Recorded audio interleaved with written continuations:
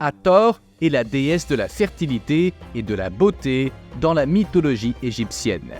Elle est la fille de Ra, le dieu du soleil, ce qui en fait l'une des divinités égyptiennes les plus importantes. La déesse est représentée dans l'art égyptien de manière inhabituelle. Elle est souvent représentée comme une vache sacrée, mais aussi comme une femme couronnée avec des cornes et un disque solaire entre elles. Selon certaines versions, Hathor était considérée comme l'épouse d'Horus. La déesse était vénérée dans la majeure partie du monde égyptien, de sorte que son rôle en tant que divinité pouvait varier considérablement. Comme indiqué précédemment, Hathor était vénérée en tant que déesse de la fertilité.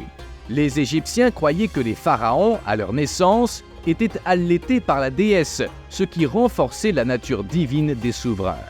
C'est pourquoi les pharaons étaient souvent appelés les enfants d'Hathor. Selon certaines versions, les deux fils du dieu suprême auraient disparu au début du monde. Hathor, également connu sous le nom d'œil droit de Ra, fut chargé de les retrouver. Lorsqu'elle revint avec les enfants du dieu, la divinité remarqua que le dieu avait développé un nouvel œil droit. La déesse amère pleurait et les hommes sortaient de ses larmes. C'est pourquoi elle était également connue sous le nom de Mère universelle.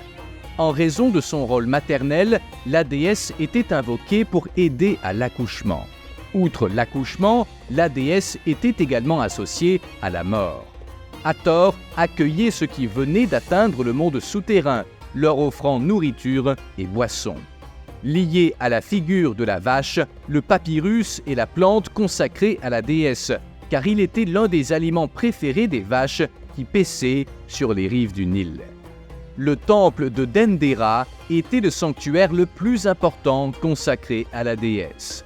Les malades s'y rendaient pour se faire soigner, car Hathor était aussi une déesse liée à la guérison. La déesse était également connue sous le nom de la Belle et était donc considérée comme la divinité de la beauté et de la joie. Les festivités en son honneur étaient ponctuées de danses joyeuses. En raison de sa gaieté, Hathor était considérée comme la déesse de la danse. Le culte d'Hathor s'est essoufflé au fur et à mesure que le culte d'Isis prenait de l'ampleur. Même dans l'ombre de cette dernière, le culte de la déesse vache s'est répandu bien au-delà des frontières égyptiennes. Pendant la période de domination grecque et romaine sur l'Égypte, et en raison du syncrétisme religieux, la déesse égyptienne de la beauté fut associée à Aphrodite par les Grecs et à Vénus par les Romains.